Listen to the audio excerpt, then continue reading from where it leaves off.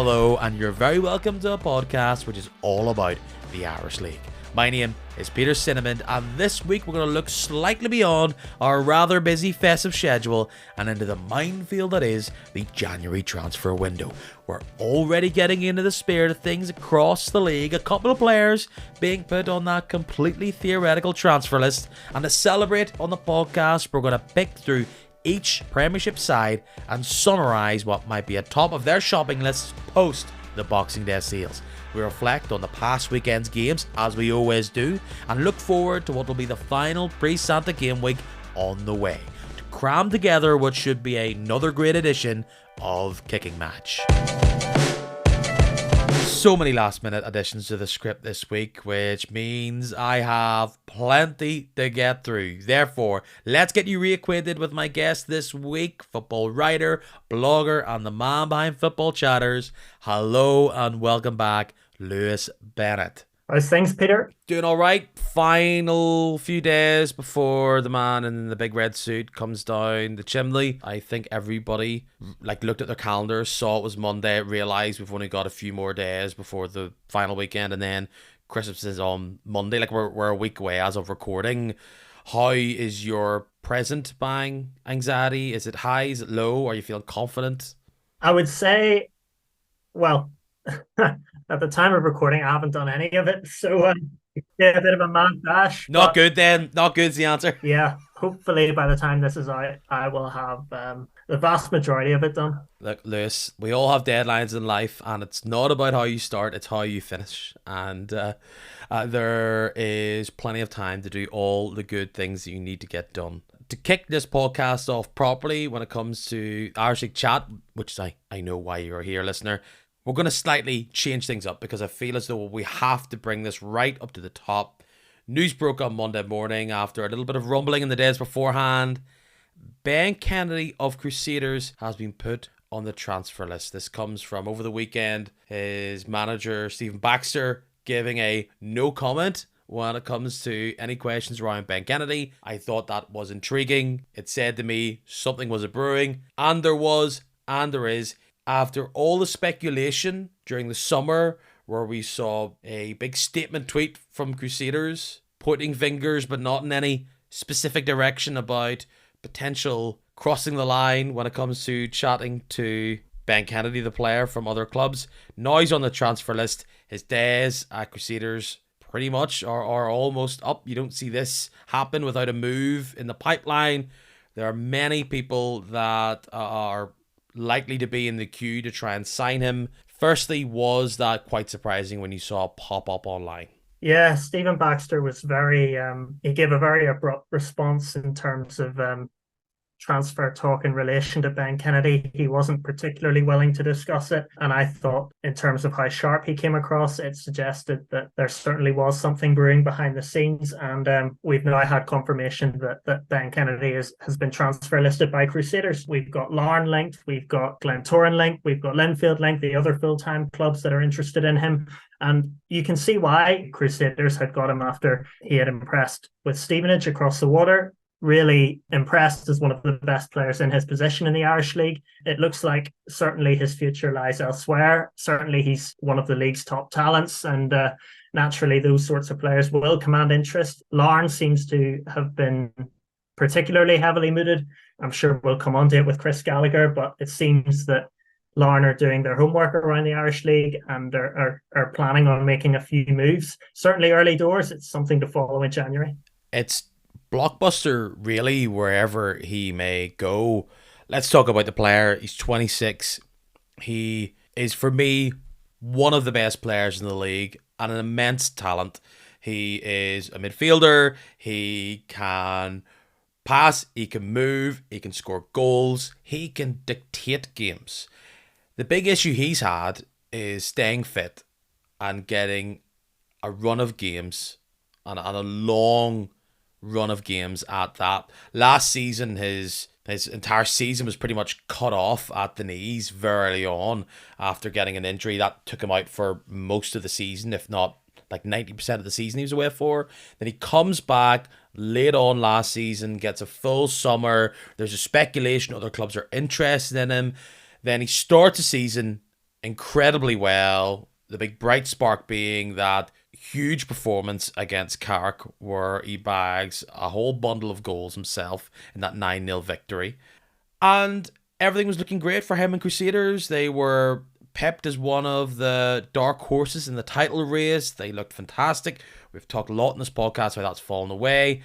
And for him now, who would want to enter that race? And the answer is, in the Irish League, absolutely everybody. Every team would have space in their starting 11, their squad, for a player of this ability and of this talent. And he will be a big loss for the Crews if he does move on. They've had to work without him for a majority of his time at the club, but he will be a big loss, and he will be symbolically a difficult player to lose if he was to move to another team. We've talked about how we have these full-time clubs in Linfield, Larne and Glentoran, and then Crusaders were the team that were just on the edge, a couple of years away from their own title win, hanging about there, winning cup competitions, doing well in Europe, and they didn't want to fall behind. And in the past few weeks, when it comes to the title race, they have fallen behind. They didn't have a big run at the title last season, and it only takes a couple of years for you to fall ever so slightly out of that top tier, which they were in, and it'd be hard to argue that they are not in there right now. So to lose a player like him is going to be tough on the squad, but symbolically it'll be difficult as well. It happens, let's be clear, players move around all the time. The thing is that he's under contract, and if he is to move in January, which looks likely, I would say, only because, well, he's on the transfer list. He hasn't been playing for Crusaders over the past few weeks. Signs would point to being connected to this potential rift, if there has been a rift or there's been a mutual disagreement on the future of him as a player. So, who are the likely candidates? It has been mooted that Larne, with Linfield and Glentoran, would be the front runners. All three teams would be after him. It does feel to me that Larne would be the team that would push the boat out. We've seen them pay the money when they believe in a player, and if there's a player to believe in, it would be Ben Kennedy. So they can stop up the cash to proving it. It's been an attractive place for a lot of players from a lot of clubs in Belfast. And it's an area of the pitch, actually, and it'll be a theme for this podcast, where trying to look at January where teams would like to improve, what's the area that they really could do with a boost. That midfield of Larne's, it's got plenty of bodies, it's got a lot of strength and backbone to it, but it's the one area where you think that's exactly where he could fit in very easily. Him alongside Miller plus one other, he boosts that team immensely if he was to go. Absolutely. And how he operates in central areas and his ability to link an attack. You know, he's a player that can score goals, as we discussed. He can also lay off assists. He is a player that's good at controlling the ball, and he can pick out passes that very few players in the Irish League can. So for Larne, having a very strong squad, a squad that's strong in quality and in depth, he's one of the few you would think in the Irish League market that would offer something a little bit different to what they already have. I think if Larne can get Ben Kennedy on board, and he would sort of fit the bill. He's a player that has extensive pedigree. He's got a lot of good years ahead of him. You could argue he's only just entering his prime years now. A lot of upside, I think, from Larne's point of view, and it would make them especially formidable in attack. Linfield, of course, would very much be interested in a player like Ben Kennedy. The thing about Linfield is that as much as they have spent the cash before, we just haven't seen them absolutely break that piggy bank and go for a player. And I think if whoever does sign Ben Kennedy, it will be a big statement, because it will be taking a player from a rival and it will be saying that we are going for this. I think if he does go to Larne, that's really scary for the other teams around him. There will be questions about his ability to stay on the pitch. That's where the conflict will be of where the price may be. What is it going to be? Who knows? Obviously, league bonus is the bench for it's a benchmark for everybody when it comes to prices, higher or lower. That's 100 grand. Levi Ives was 65, I believe, or just a wee bit lower than that. You're saying somewhere between 50 and 100, maybe, if it is going to be cash, how much left in the contract. So that will be the big move in January if it does go down. Glentoran are in a different position where they actually have got a lot of players in midfield. They have Sule, they have Burns if they want to play him there. McCartan can drop in. So do they need to use their resources elsewhere? Perhaps. With Glentoran, you never rule anything out. Could it be beyond here? Maybe, but that would probably be the most left field just because he hasn't, as much as he had a great start to the season, there's so much stigma, it feels like, from beyond the Irish League about Irish League players. And health is going to be one of the things that will scare them off. So I would support any player that wants to go beyond the league, of course. If you can push on, absolutely do it. But it would be probably option D. It would be the thing that would surprise me the most. To keep this chat around transfers rolling, as January's just over 10 days of time recording. The other one linked is Chris Gallagher, Quickie Gallagher from the Reds. Key chat is that he is going directly to Larne. I believe it's the Belfast Telegraph who are reporting that he's actually going to sign or has signed a pre-contract because he's out of contract at the end of the summer. In the same way that we talked about Ben Kennedy, I can see why. They have bodies, but Gallagher is a quality addition to that centre midfield, and I could see him fit in very easily. In fact, if it was to be Kennedy, Miller, and Gallagher, that would be an excellent three there for them. They could go. They are number ones. What it means for the other players that are floating around there, from the Randalls or particularly the Sloans, you got to think if any of those two deals are going to happen in January, if you were to go, right, if Gallagher's going to go, let's just make it happen now and get some cash, in the same way that we were talking about Ben Wilson last week on the podcast. You got to think of players like Sloan. Could they move one way or the other? But Gallagher, quality player. You can see why Lauren would like to add him to their engine room. Yeah, that seems to be a done deal, that one. All the speculation over Kennedy, but with Gallagher, it seems that Larne is a one-stop shop. It's interesting because there is that conundrum. Yes, it seems he signed a pre-contract, but will he move in the winter or will he move next summer? I think it presents a conundrum for Cliftonville, firstly, because in January, yes, they could get a fee for him at that point and potentially a player swap, but then that's also, they're seeing a key player move to a title rival right as they're trying to fight towards the top of the table themselves. So that's one side of the coin. Otherwise, this is public knowledge now, and they continue with him to the end of the season, and he goes to Larne then. So it's interesting from Cliftonville's point of view how they manage this. But then in terms of what Gallagher could offer Larne, he's a player I've always been impressed by. I think he just offers something different to Cliftonville's midfield. You know, he may wear the number 6 on his back, but he's more than a holder. He's someone that can get forward, contribute in attacks, as he showed against Loughgall with an absolute peach of a strike. He is somebody that can get up and score goals as well. He is an engine room and somebody who can last 90 minutes, and he works well on both sides of the ball. From Lauren's point of view, it's a really good bit of business. It sounds daft, but it does make me not doubt but be skeptical of any time I see a Cliftonville player linked to Larne. I'm thinking, is this just one-on-one has to make two? Because there's just so many. From Paul O'Neill went there, Levi Ives last summer. We've seen Tomas Cosgrove, I guess McDade and Donnelly did pre them getting into the top flight from Cliftonville. It's just been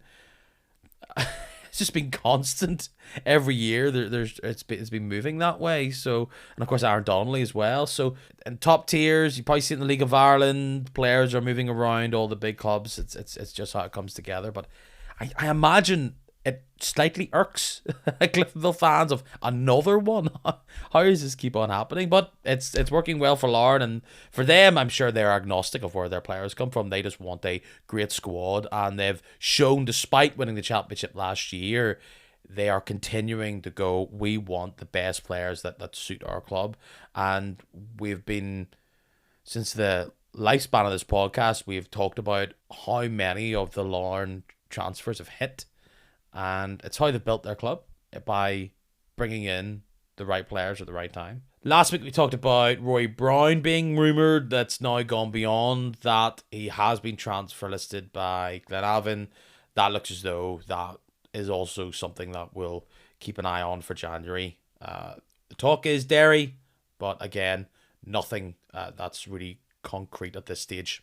Yeah, Rory Brown's a good goalkeeper. I think he's been a great addition to Glenavon and also being one of the youngest goalkeepers in the Irish League. He is somebody that's came in and made a real positive impression. And he's came up with big saves when needed, be it recently, be it the tail end of last season, whenever Glenavon went on that run to the playoff and they had that unbeaten run. And yes, the talk is Derry City are very heavily interested in him. If they're number one, it's an important position, and a strong goalkeeper inspires confidence in the defense. Young, ambitious, highly rated. He has been a solid player for Glenavon, and it's one of those things that all of our clubs will get used to and are used to. Good players do good. Other people will be interested in them. He tried his best, but couldn't will his Glenavon side to a victory or getting any points, as 2 goals went into his net at Moorview Park from Linfield, who huffed and puffed and eventually got the victory over a Glenavon side who were down to 10 men for a majority of the game. The 18th minute that Robbie Garrett got, what was his fifth? I heard his 5th red card for the club, which almost probably seems low. Unfortunately, he had nothing to cry about when it comes to the decision. He dived in, his boot was high, he caught Mulgrew, and he left his side with an absolute mountain to climb. Yeah, no qualms about the Robbie Garrett red card. I don't think there was any malicious intent, but it was high. His studs were raised, and he caught Jamie Mulgrew quite visibly. So I think he can have no complaints about that. For the first goal, I think Kirk Miller deserves a lot of credit, actually, in terms of on the right-hand side. He tried to cross the ball in. It sort of bobbled away, but he chased after it and helped get the ball back. And it was lovely close control by Rhys Annett in the box, and a really well-placed finish into the bottom left corner. And the second goal, Aidan Doherty, I mean, he got that brilliant assist for Ewan East in the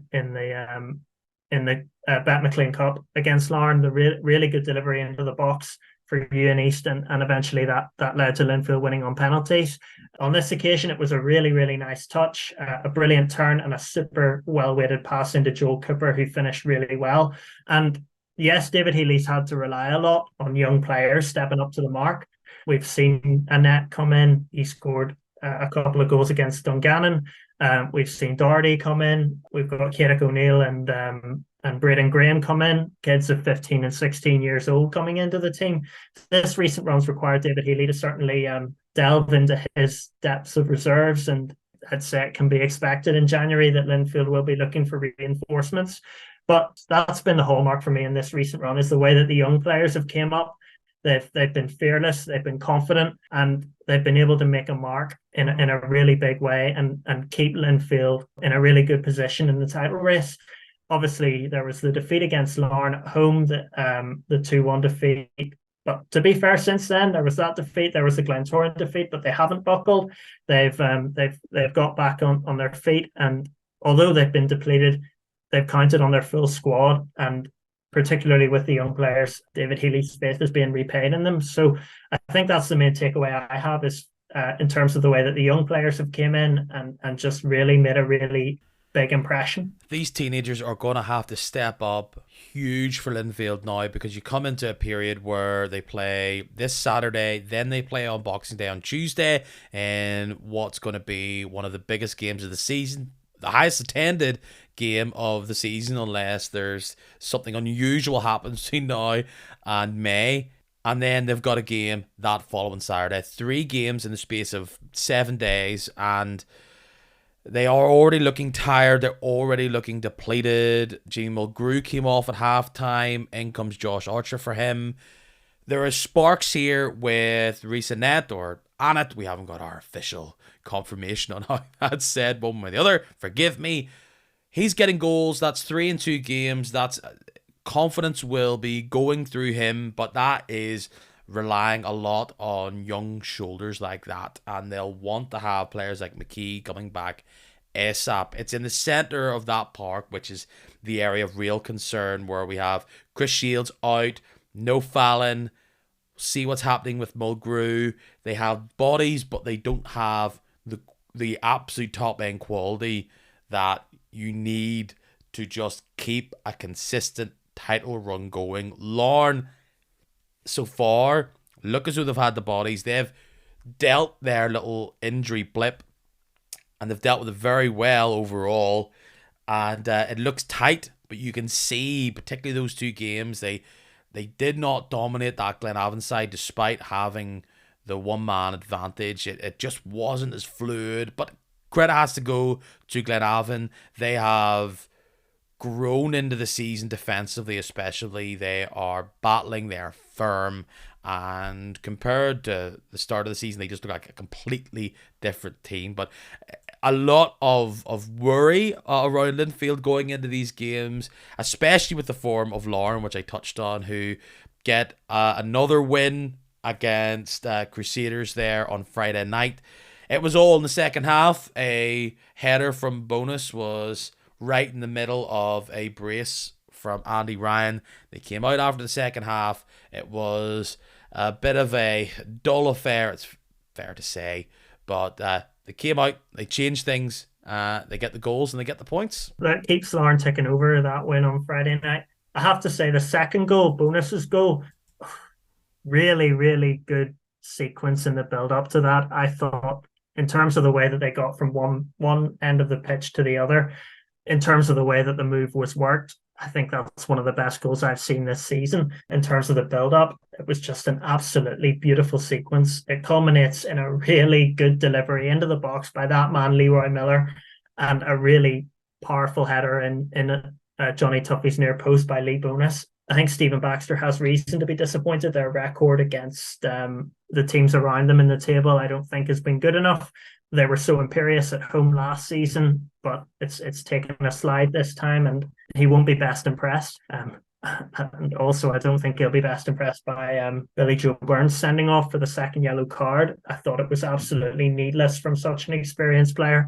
The ball was rolling away. It was he'd lost the challenge, but he shouldn't have plunged in that situation. The red card for Burns is tough to take because it's the one area of the pitch that they do not need suspensions in. It's an area where they're pretty much down to the bare bones now. They're missing so many big names, big players, and it's just stretching it ever thin. And especially when you're in such poor form, it's just going to make things feel even more difficult. I know Cruise fans feel as though they got themselves back into the game thanks to what was an amazing volley on the run from Heatley, which was chalked off for offside.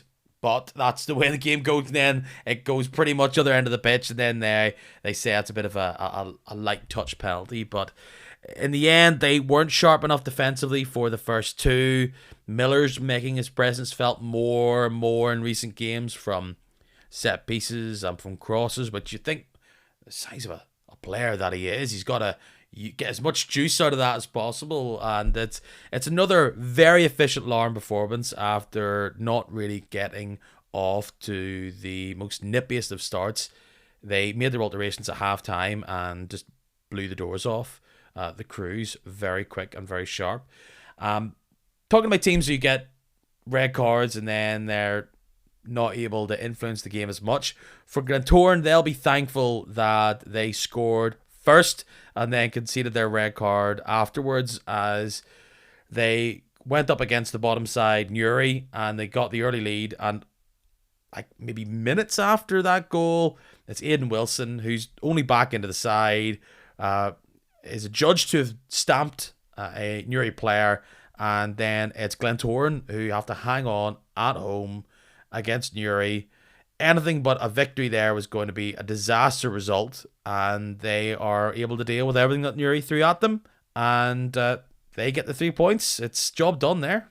Yeah, that's the main takeaway, I think, for Glentoran and Warren Feeney, is it's 3 points and a win on the board. It was a good goal by Shane McCartan, a really instinctive flick on from, I think it was Jay Donnelly's header from the set piece that McCartan had flicked home. Maybe it's presumptive to say they're getting back in the title race, but they're continuing to get those 3 points. And even though they've had their injury issues, that's still happening. They're still winning games. And they have a cup final to look forward to in the new year as part of that. So I think Warren Feeney's done a good job in recent weeks, and another clean sheet, of course, is a bonus for them as well. Some debate over the red card for Aidan Wilson, an alleged stamp on Adam Carroll. Personally, I think it's touch and go. I think some referees give it. I think some others may not. He didn't need to do it. That's the thing. It was the play had already been blown to a halt, and then he flicks a boot out. Was he flicking the ball, which was in between the Newry players' legs, whatever it was? The referee saw something because there was a flick. The boot did move. He had judged that to be a stamp, and it's giving people opportunities to make decisions. I'm sure that's what the Glam fans and Glam coaches will be saying.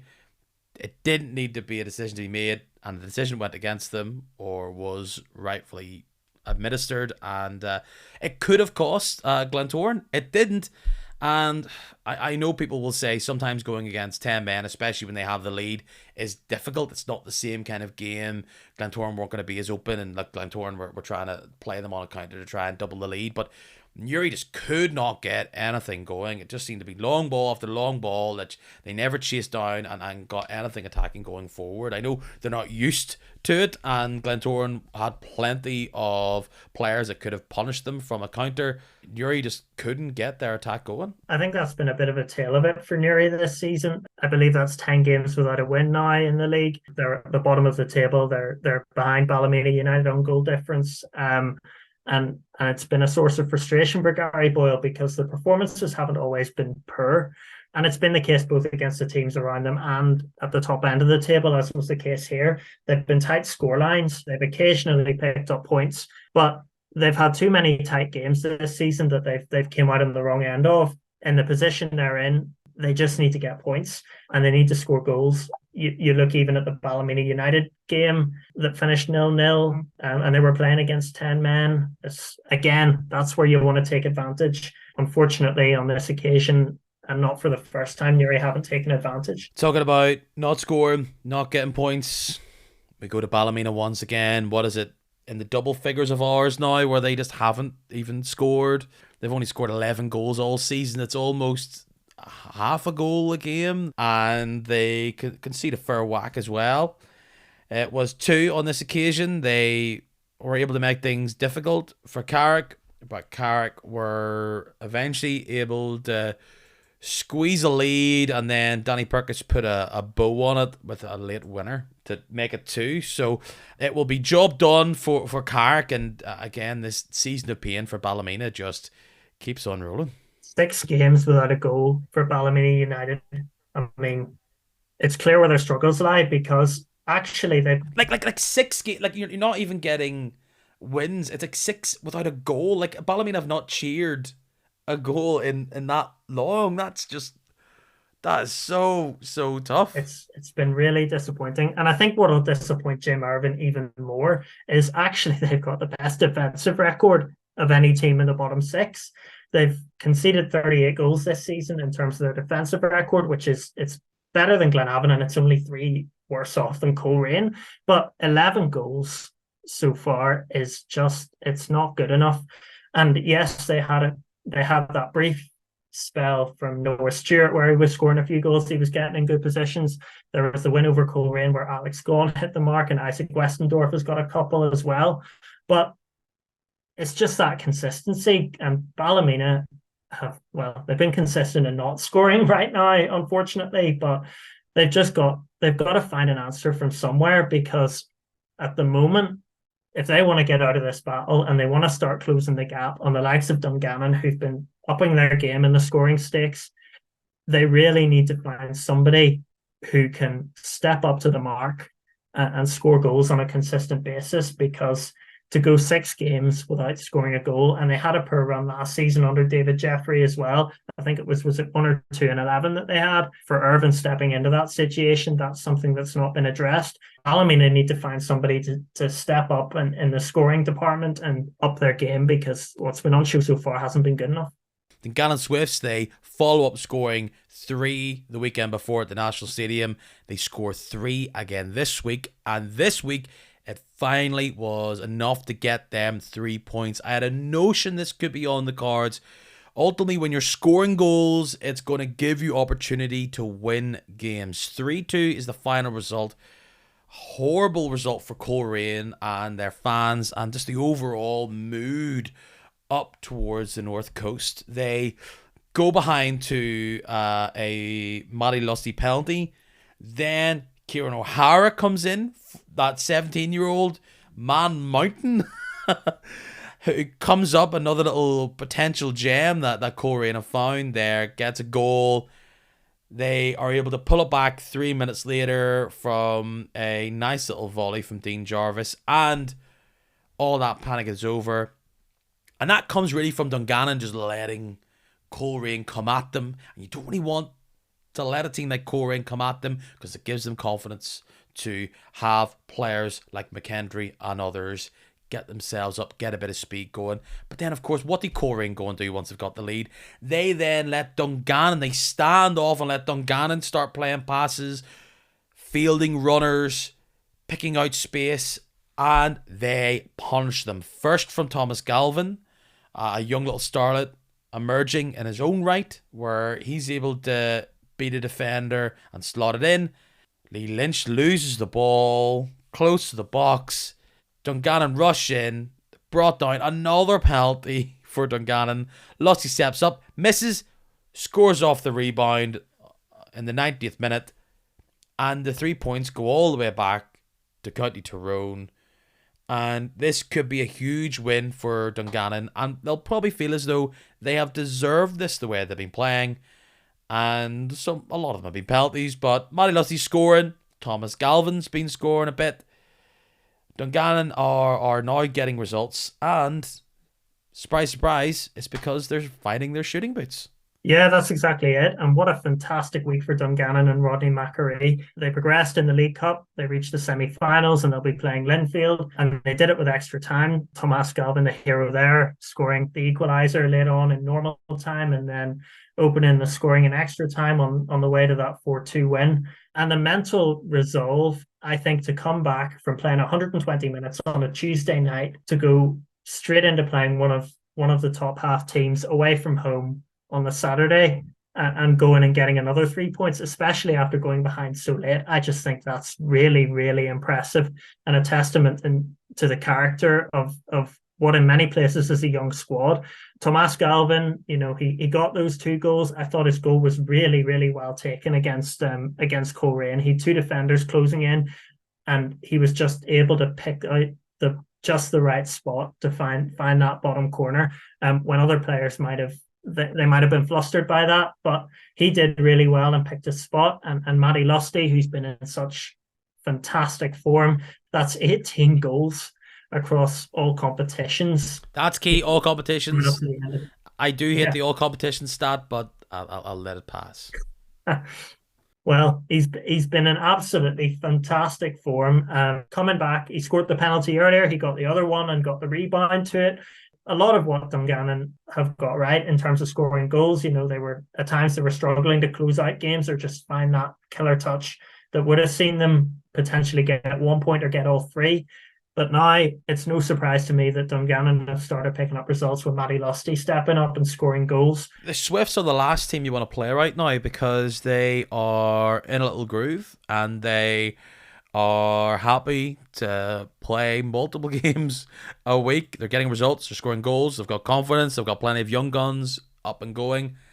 And I'm sure Macquarie will feel as though this is the team that he felt he had for a majority of the season, and now we're getting the results which they've wanted all year. Final game, Loughgall's slide continues. Not that we expected anything else. They lose 4-1 at home to the Reds, a rampant Cliftonville who got out to a nice little healthy lead, and then the game was pretty much over with maybe half an hour or so to go. Looking dangerous. They always are. They have goals coming from everywhere. Loughgall had plenty of things they were frustrated about, mainly how the first goal came to be, the disagreement on the corner that led to the goal. But last 5 games, 1 draw out of the past 5. We didn't expect them to keep their momentum going, but They've definitely hit reality when it comes to the top flight. Yeah, it's petered out a little bit for Loughgall in recent weeks. They'd obviously that hot start. In the case of Loughgall, it could be so crucial when it comes to the end that when there are these sorts of runs, they've had their strong runs and that's ultimately got them the points that they need to stay up. So from Dean Smith's point of view, it's about, you know, settling them down, getting them back to basics and just finding their groove again. But on this occasion, it was Cliftonville's day. For me, it's a close tie between Cricky Gallagher's goal and Dean Jarvis's volley for goal of the week. It was a really, really good hit by Gallagher in the second half from distance that really picked out the bottom right corner. And that comes after two well taken finishes from Ronan Hale, who's been in great form ever since he made his return from injury. It looked like Cliftonville were going to lose him potentially for longer than had been initially speculated. But since he's came back in from fitness, he's picked up where he's left off from last season, and he's been scoring important goals. And it was two really composed finishes that set them on their way. Where Cliftonville have struggled, the only places that they've really struggled are when they're playing Linfield and Larne. It's 1 point out of 12 against those two teams, whereas compared to pretty much everyone else in the division, except for maybe they had a defeat to Glentoran and a draw in the other game against Loughgall. But apart from that, they've pretty much picked up every point available against teams below them in the table. So I think that's got to be applauded from Jim Magilton in terms of the way that they've kept composed and not been complacent whenever they've came up against teams that they're expected to beat. We'll bring back a little episode of the pod from last year, shine it up real good as we look ahead to the January window prizing itself open again for transfers. I decided I would take a look at each team and try and decipher if they have the ability to do a bit of moving and shaking. What area of the squad do they need? What is the type of player that could come in and help them end the rest of the season on a high? Let's quickly mark off Larne, as it's pretty easy to say. We've talked about it already.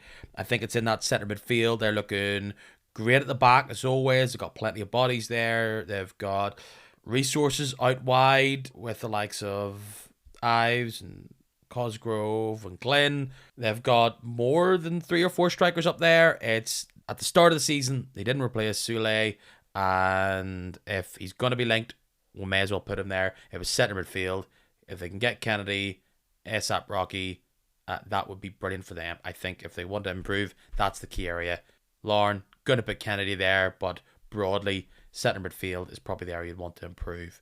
Looking at their other title rivals, Linfield, past few weeks, I would have said centre defence. Something they needed at the start of the season. They brought in Ewan East, and that's worked out very, very well when it comes to form and lack of injuries.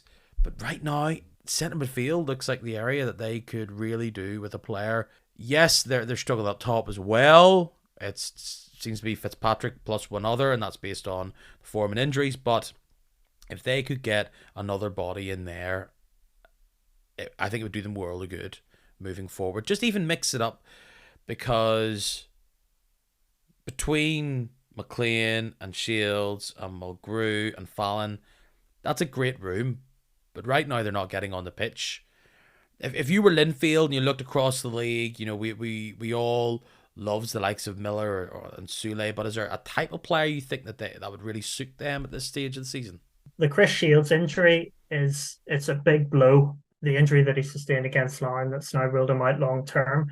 A player in that sort of position who is able to dictate the play and also do the defensive work. You've got Jamie Mulgrew, who's an engine room, and he's shown that. But that sort of sitter, that was a role that was very specialist to Chris Shields. So looking across the league, I think you look at other clubs that have got it right. I've always been an admirer of Ronan Doherty at Cliftonville. I'm not saying Linfield will sign him, but he is the kind of player I would look at. He is somebody that can switch the play. He can play it short, and he could just link things up.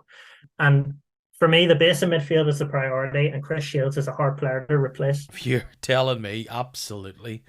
And there's no one, I do think that actually in the league right now, centre midfielders across the league, there is a bit of a gap between the absolute top end and they're one further down the pecking order. So it's hard to go, this is who it would be. I don't think there's any clear candidates who are moving down. The Brad Lyons talk from last January is just a pipe dream the way he's been playing, now getting into the Northern Ireland squad. So who it is, again, it's just one of these fantasy players that are playing elsewhere. You just don't know who's floating around. So that's an area I feel they could go with it. To keep on the centre midfielder chat, I've looked at Coleraine this season, and people have seen them score plenty of goals. They have lots of danger men that you can highlight. The squad with McDaid, Shevlin, Mitchell, even McCrudden. That looks like you've got depth there, particularly for a team in that area. You just got to get them cooking again. It's further you go behind the likes of Glacken and McKendry. They are crying out for a centre midfielder, and a centre midfielder with a bit of bite. If they could just patch together Stephen Laurie and get him going, I think it would add a bit more dynamism to this team. They've tried to get Kane in there. They've tried to fit Carson in there more recently, and Lynch gets about there as well. But if it's really in that mold of being someone that can do a bit more of the crunching, as you say, we all want that defensive midfielder. There's only so many about there that's really top end. And again, I look across the league, and I like plenty of players. I'm a big fan of Dylan at Dungannon. I really like Jack Malone as well at Glenavon. That's just not the player who's going to pop up. So where a Coleraine finds somebody like that, I don't know. But I think they've been crying out for that. The tough one here is actually maybe Cliftonville, because they look great. Their record of conceding goals is amazing broadly. All the attacking flair is great. I think for them, it's perhaps maybe getting a bit more resources and a bit more backbone when it comes to that defense. They're doing well, but particularly if they're playing three on the regular, I don't know if you saw 2 or 3 injuries that the likes of the Crews are having. Do they have the players that could step in and would be of a title chasing quality? So if they could bring in a player who could play across that back line and they could settle in and out and don't mind just not starting straight away, I think that would be good to have in reserve. Maybe out wide left, just because Sean Stewart's questions over if he will return from his injury and from his club.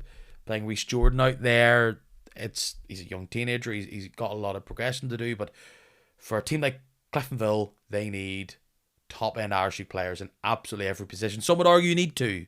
So perhaps maybe some more defensive stability. Maybe a player who can play centre-back and adjust out into the more wider areas would be ideal. Where they come from is an Ethan McGee, perhaps, who's been touted about as a player. Is it maybe they take another player from another club who's not getting game time? I know Michael Glynn's away, hasn't been starting week in, week out for Larne, but I'm sure Larne want to keep him because they're one injury away from him being back in the team. Cliftonville squad from 1 to 11 has just been excellent this season, really, haven't they? Yeah, I would agree there. You're looking at the defensive line for what they've got there. Johnny Addis, I think, has been absolutely colossal. I think he's been really, really good this season. I thought he had a few iffy moments last year, but he's coming back to something certainly approaching his best this time around. And certainly since David Ottavamosius came in between the sticks, he's put in several impressive performances. And interestingly, there is talk that he could be recalled in January. So that's potentially a situation that it's certainly one Cliftonville will want to avoid. But he has been a good presence, and yes, that's been an area of the pitch that they've struggled in recent times, just getting a long-term replacement. Does that mean they're in for a Rory Brown? I would be slightly surprised, but it's an area where I think across that back line, they've got plenty of juice from the squeeze. The players have been playing up to the high standard for them. Yeah, and even the players that he's called in, the likes of Shay Kearney, he's assumed a real regular role recently. He scored a brilliant goal against Glentoran, and has generally risen to the plate perhaps earlier than he thought he might have. I agree with you there, Peter, in terms of the overall starting 11 is strong. I think even if Gallagher does depart, you're looking at a player like Oran Casey, who I think came leaps and bounds under Magilton. He's sometimes slotted in defence. It's natural positions in the centre of midfield. Potentially that is Cliftonville's go-to option in the interim if Gallagher does leave, that they stick Casey in there. And I think was it Paddy McLaughlin had said, it was McLaughlin or it was Magilton, I can't remember which, but they said that Casey had the potential to be a future captain, and potentially that's he could really rise to the plate if his opportunity comes in the wake of Gallagher leaving. In terms of other areas of the squad, Rory Hale, he's extended his contract. Absolutely no questions over his starting role. You've got Ronan Hale, his brother, who's hit form. You've got Ben Wilson. Maybe his departure more one to think about at the end of the season, but if he keeps going as he has, then Cliftonville will keep ticking over nicely. Yeah, I think that is the main area where I think they need to focus on, really, is in terms of depth. To move away from the top six and look at some teams below, then we'll get back to the Glens and the Crews. I think there's definitely a few teams here where it's not hard to pick out whatever the pitch they need to improve in. Let's just go straight to Ballymena. They needed a striker, and probably 2 to 3 of them, like last month. That is the first thing they'll be crying out for. Of course, as we'll always say, they're the hardest thing to go out and find, and they'll be scoring through all of the top 6, all of their reserve games, to try and see have they got anybody they could just roll a dice on. Because if they can find a Lusty or even a Jeb Boyd, that is perhaps the area that they're going to try and find. And strangely, looking at those clubs in the top 6, there isn't a huge amount where you're like, bang, that's a player who could do the business for us. So they struggle to get strikers in just before the end of the transfer window in the summer. So where do they get the striker from? Like if you look into the Championship, again, some of the best strikers in the Championship are risks, because often they aren't proven to be able to deliver at the standard they'll need in the top flight. How will they adjust to it? And as well as that, a lot of these clubs in the Championship aren't here just to give up their players willy-nilly. So is a Zach Barr perhaps a player they could bring in and just fingers crossed it will come together for them? It's so tough, but it's what they need. They need bodies and they need game changers there. I think for any of the bottom sides, like I look at Newry, who have a few players that are strikers that aren't absolutely banging them in clearly. If they're looking at a player like last season, you saw Josh Archer go to Portadown for pretty much a majority of the season and seemed to play maybe 80% of the games there. What he was able to do as a teenager was progress the ball from deep and go forward with it. Could he be the difference for a player like that? I think before the past few weeks, I'd be saying I was surprised he didn't go on loan again from Linfield, and I was expecting him to maybe go on loan after he wasn't getting much game time for the Blues. But look at the way things are going recently. He can play centre midfield. David Healy would rather have him here and now rather than worry about his long-term development, I'd say. Yeah, I think there is something to factor in with Ballymena and Newry, and that is that there are players that are still to come back, because we look at Newry and Donald Scullion, who was probably their player of the year last year, hasn't played at all this season because of injury. And from Ballymena's point of view, Westendorf is due to go back to Larne in January, and we've probably not seen the best of either Cahir Friel or Johnny McMurray, who both re-signed for Ballymena and who both had some fitness issues since their returns. So I guess that's something to factor in terms of giving those players that came in, in Ballymena's case, that came in the off season, whether they can make the difference. But we also have to factor in that Cahir Friel and Johnny McMurray aren't the players that they were in the peak Ballymena years of 4 or 5 years ago. I think Ballymena will certainly be on the hunt, and it is painstakingly obvious where they need to improve, and it is up top. And Jim Irvin has said on repeated occasions this season that he's pretty sick of seeing players making mistakes, and that if he continues to see the same players make the same mistakes, then they're going out the door. I think it is an opportunity for Irvin as a newcomer to management to really potentially show a bit of a ruthless streak. And the same with Gary Boyle, although I think he has a good squad at his disposal that he's perhaps still finding the best way to use. You're wondering at Newry, could you get that partnership with Adam Sally and Lee Newell going? Lee Newell, who was at Rathfriland and who scored regularly at the amateur league, and for me is a bit more than a goal scorer as well.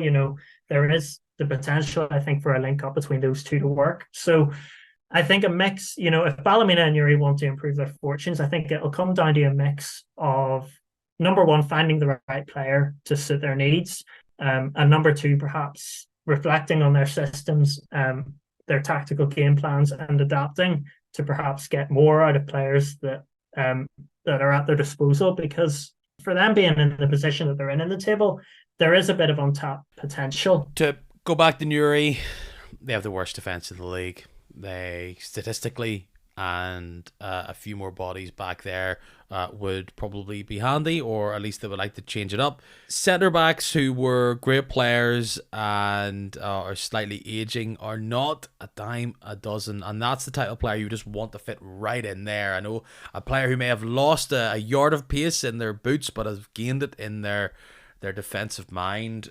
Larne have a whole load of defenders, but do they want to send them out like that? What about then when you're at the bottom of the league, is a 19 or 20-year-old who's doing a bit of business in the reserve league really the player that can get you over the line? I guess for some of these players, it's just going to be, some of these clubs, it's just going to be perhaps looking beyond the league and who's coming up from the League of Ireland, which is exactly what Glenavon's done. They've got 3 names in already, and I think as a team that needed bodies as well, and they've got a few dice rolls as well, players I couldn't really claim to know much about, but again, just to tie up a bit of who needs attacking play, Glenavon just do not have bodies up there. They're relying on a teenager Prendergast and then out of position players like McCloskey to try and do something for them. Now, they've had that Fitzpatrick Hole for a while, and it's just about, I don't know, do they want to take on someone who's a bit older that they could give a go to? You could look at Glentoran and say that they've got quite a large squad, but a lot of them are enjoying playing full-time football. Do they want to step down? Is there maybe within that Cliftonville squad somebody young who could be given a go? It feels as though Glenavon's beyond just a young, unproven, let's see what happens. They need someone that's done the business and they can try and get a bit more out of. So that's what I think with Glenavon. They're much improved recently. Carrick probably back to the opposite end. I think they could do with a bit more. They've got all this experience up top, and it's probably at the back, which they could do with a bit more flow to. But if they can maybe freshen things up out wide and in that midfield, a bit of body. I know they've got plenty of experience, but just that one extra player, that maybe that somebody out wide who can. I know they've got Tilney and Forsyth can come from deep. How long he's going to be there? Papers are talking about he might be moving on. But just maybe someone higher up the pitch, wide, winger, could change things up.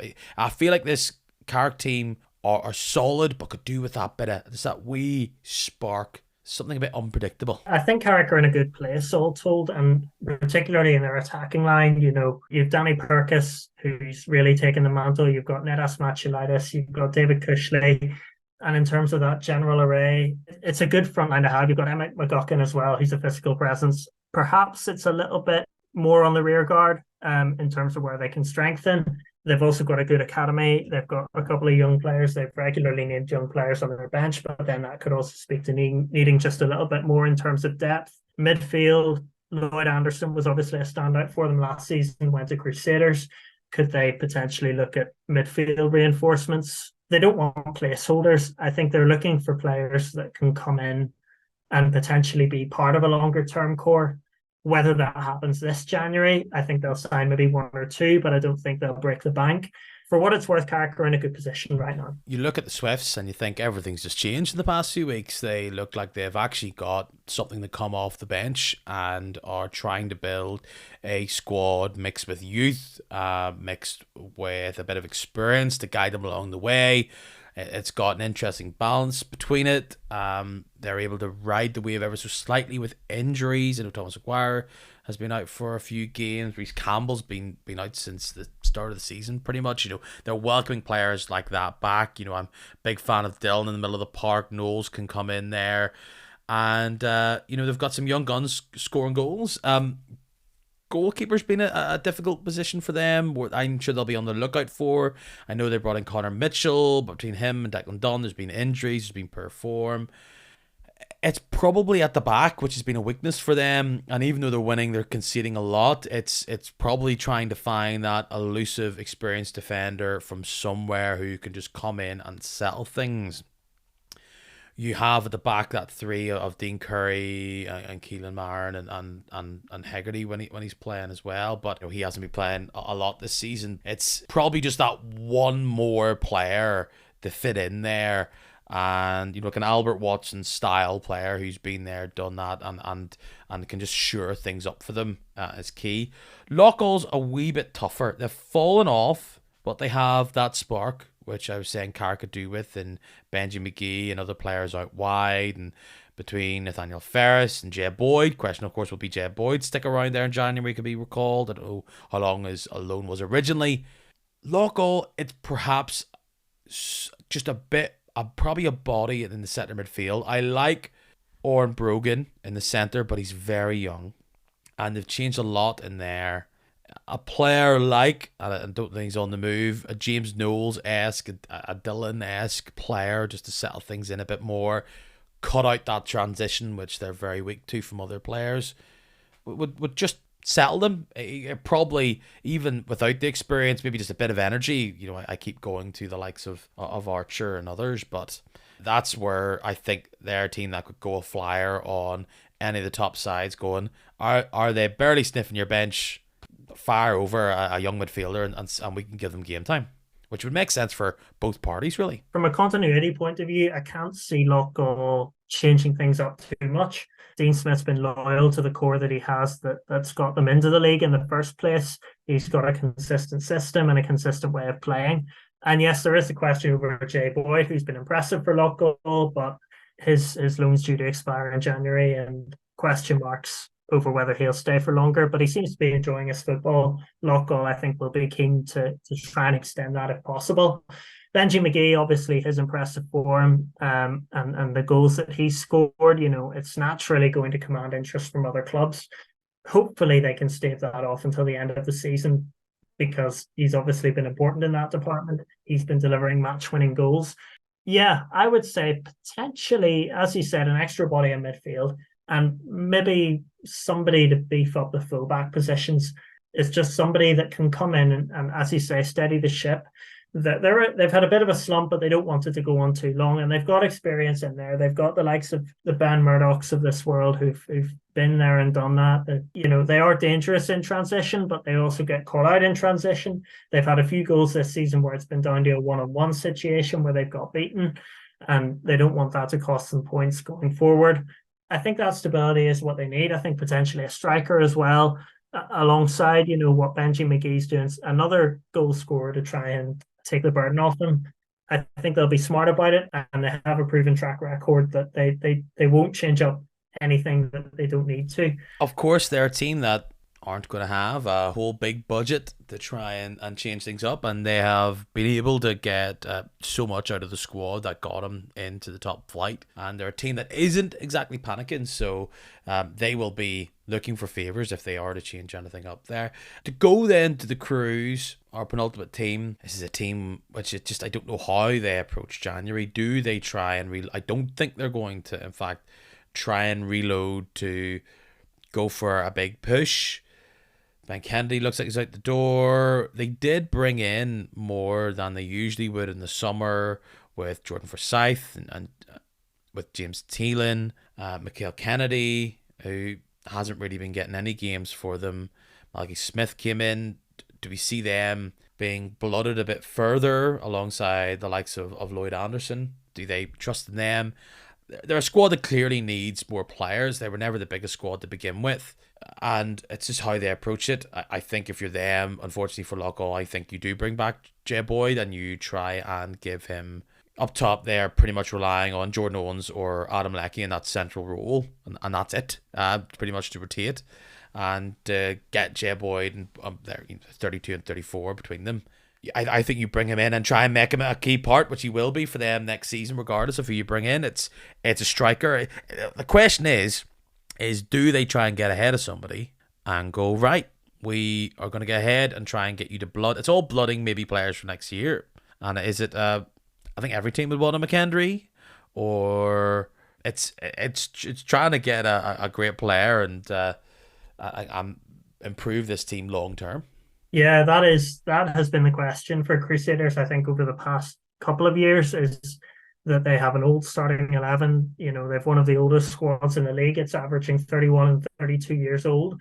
So it is just about those younger players that they have at their disposal. You know, James Teelan, when he has featured for Crusaders, has been bright, and he is somebody that can also work across the front line. You know, you could potentially play him down the middle, or you can play him down the wing.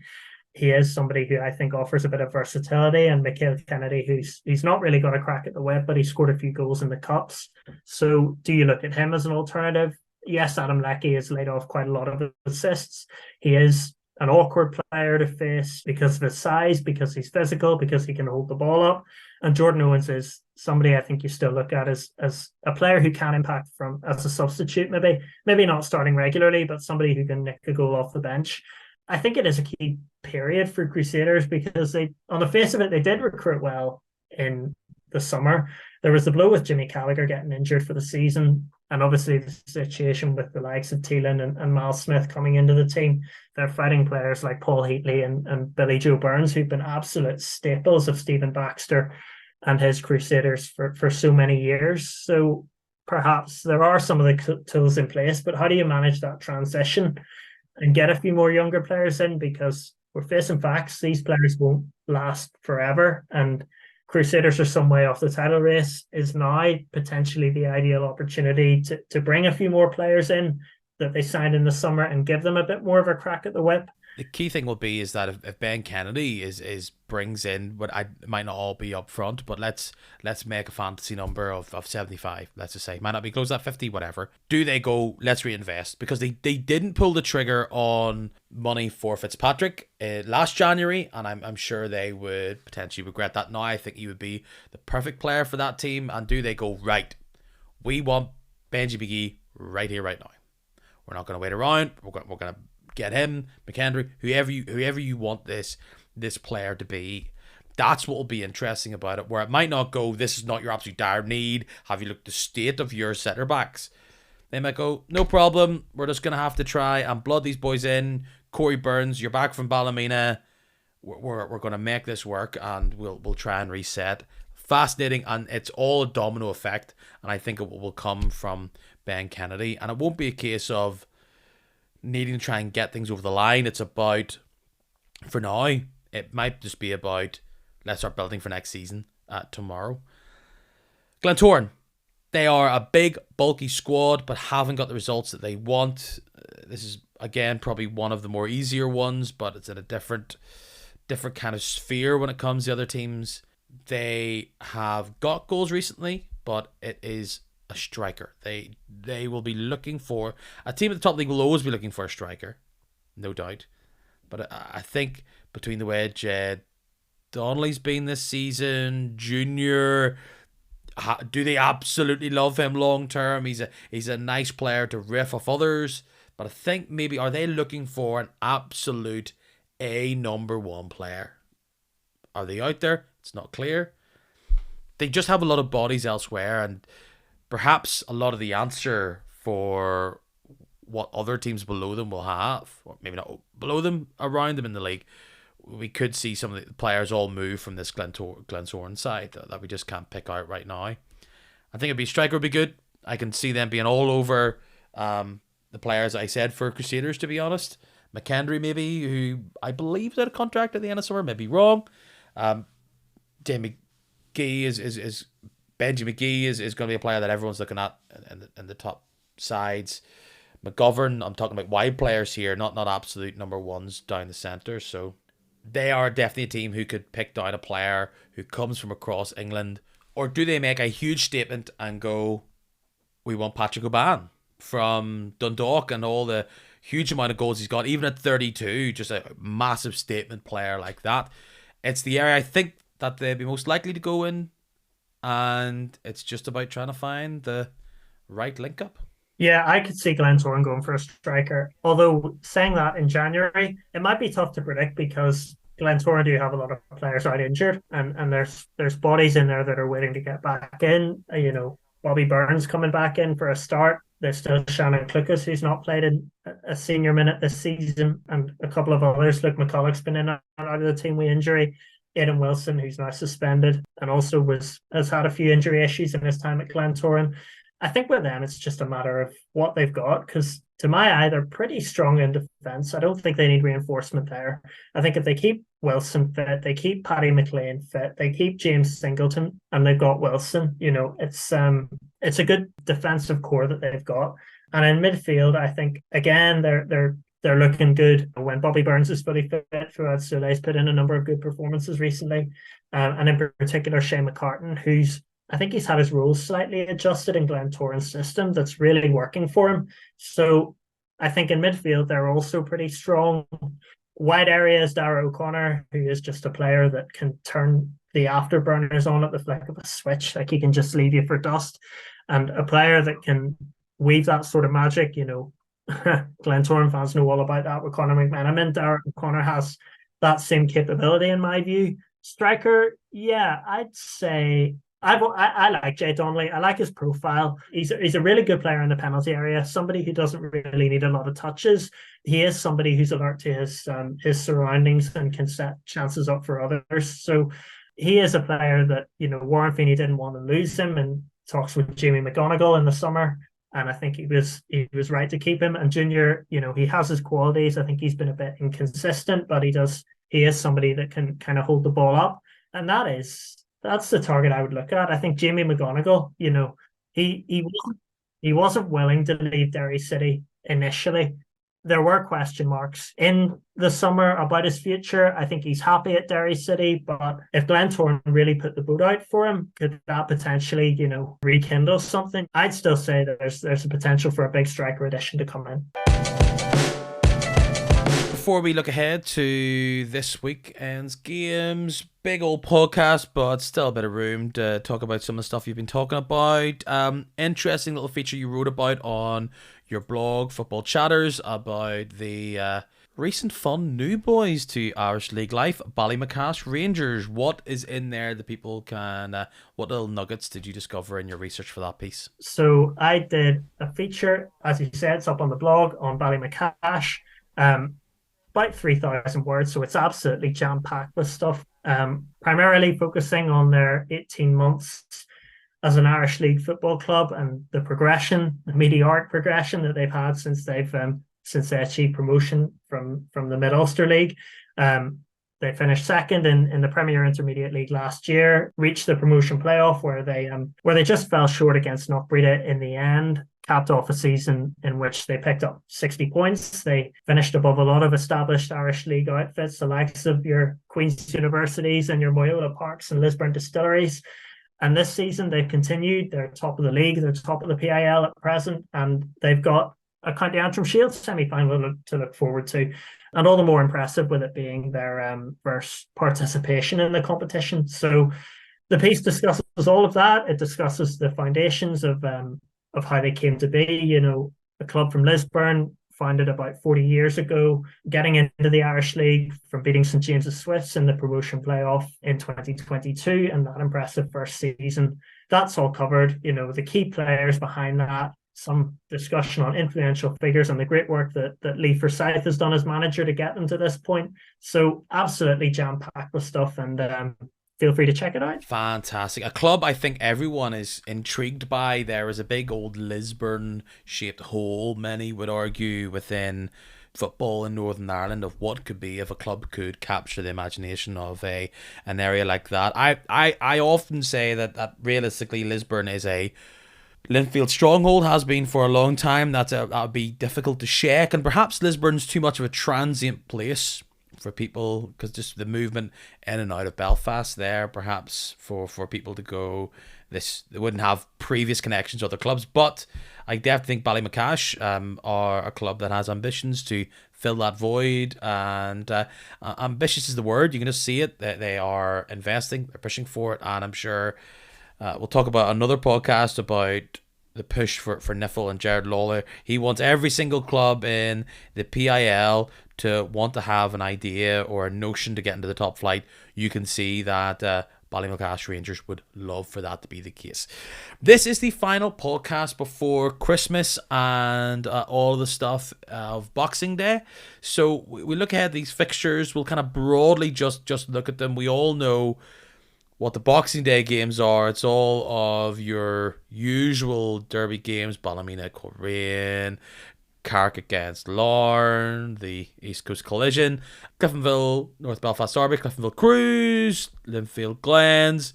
We don't have the Mid Ulster Derby, Glenavon Portadown. That's going to be Newry against Glenavon, Loughgall against the Swifts.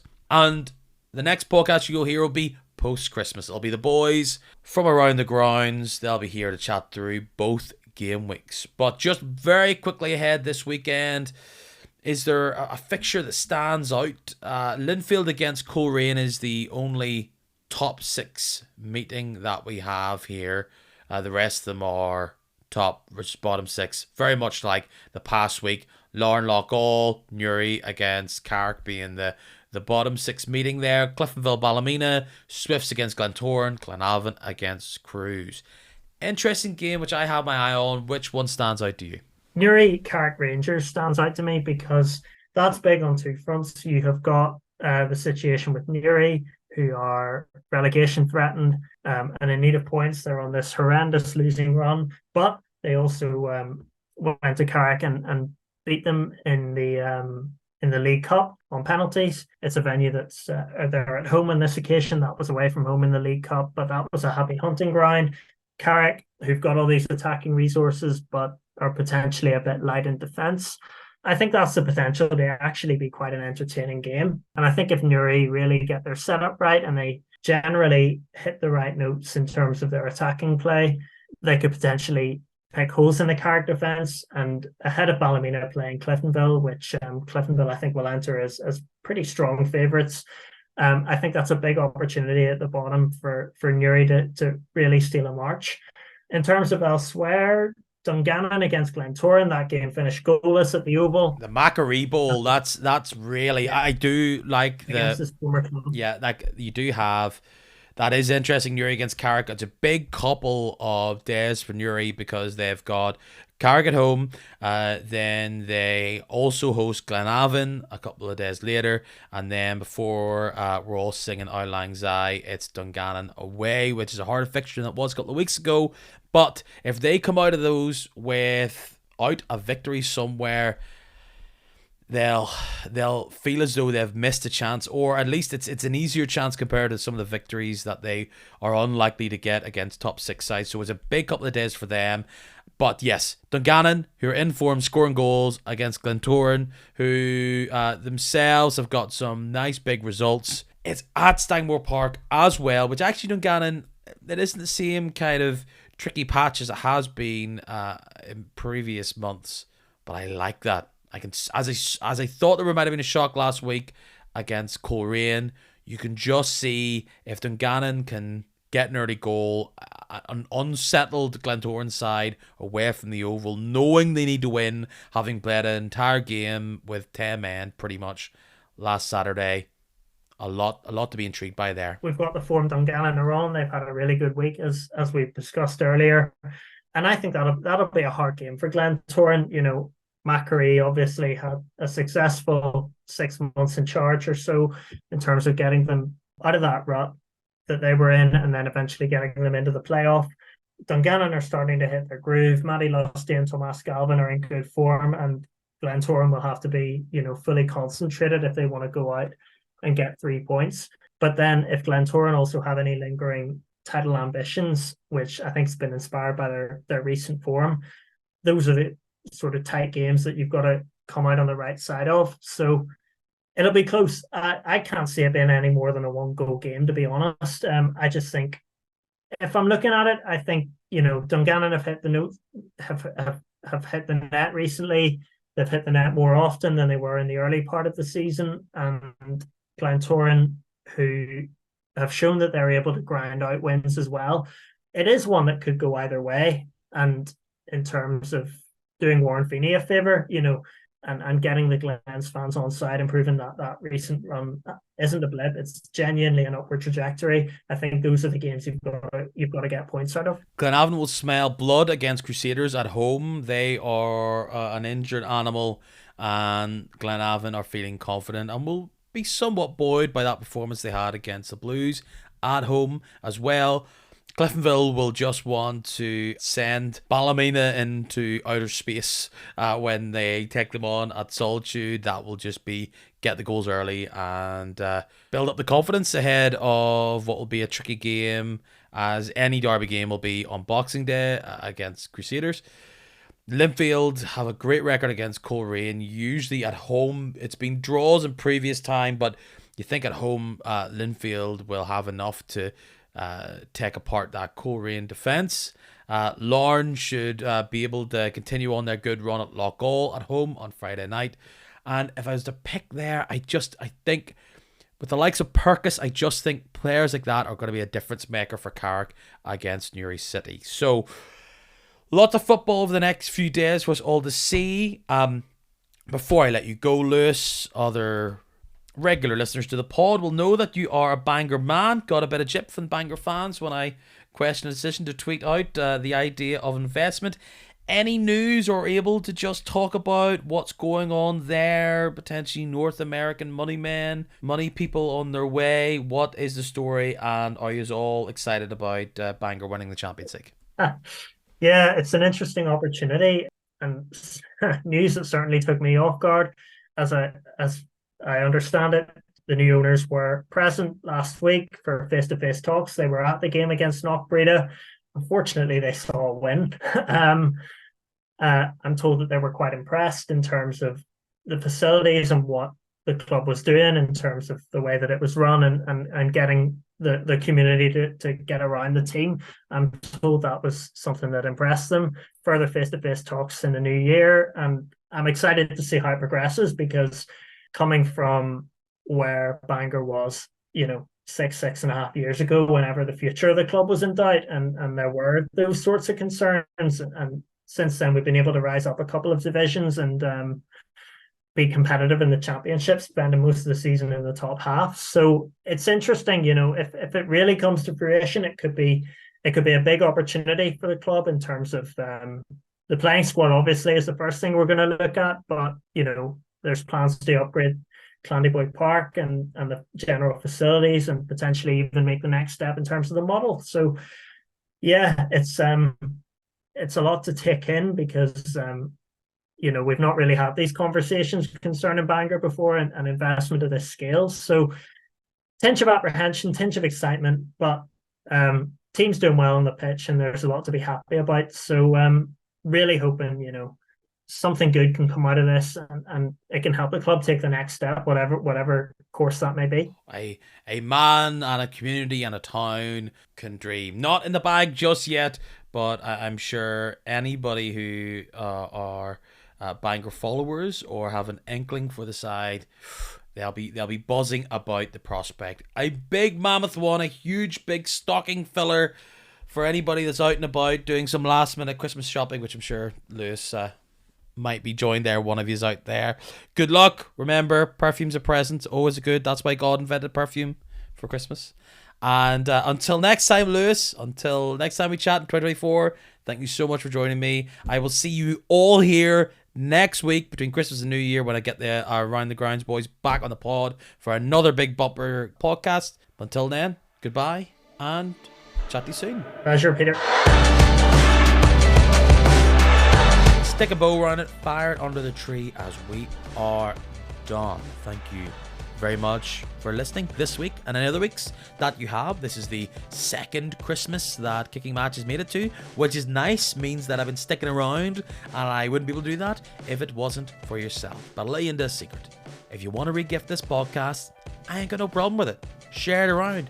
Regift it a few times. Good way to do that is by sharing some information about the show on social media. And if you aren't following me, you know you can do that easy as a click of a button. Just go to @KickingMatch on Instagram, Facebook, or Twitter. It's all as simple as that. You might have a little question or a note or a thought or a feeling. You can do that there, or you can email the show. As always, it's kickingmatch, all one word, @gmail.com. Before you go, you know that you can, of course, make this podcast hand-free. May have a little beverage in your hand, may have more than one. You just need to ask your smart speaker to please play Kicking Match, an Irish League podcast. Final thing, gift to me, if you want to give it. You know you can follow this, subscribe to this podcast for nothing on Spotify as well as Apple Podcasts. Just go into our little Kicking Match page and hit the appropriate button. Means you get a little notification to say, hey, he's got his podcast up. And with it being slightly off schedule next week, post Boxing Day and the rest, it's a good time to do it. Means you're not wondering, when has he got that done? Because I haven't sorted out the day I'm recording just yet. So it gives you a little notification to say, hey, Peter has uploaded the podcast. Until then, have an absolutely amazing Christmas, whatever way it looks like. Regardless of what you do, take a time for yourself, take a little break, be thankful if you can be thoughtful if you can be easy on yourself. This kind of time of year can be a fun one, but it can also feel like you're lost amongst the madness. And of course, there can be a bit of sadness mixed in there as well. You're feeling down randomly. I think it's the most natural thing in the world, especially if we're overdoing it these Christmas dues. Nothing gets you down or mellow quite like a big old heavy Christmas do. Whatever it is though, enjoy Christmas whatever way you want to. Thanks for listening. I'll see you again soon, and enjoy the 300 games of football which is ahead of us. Cheers.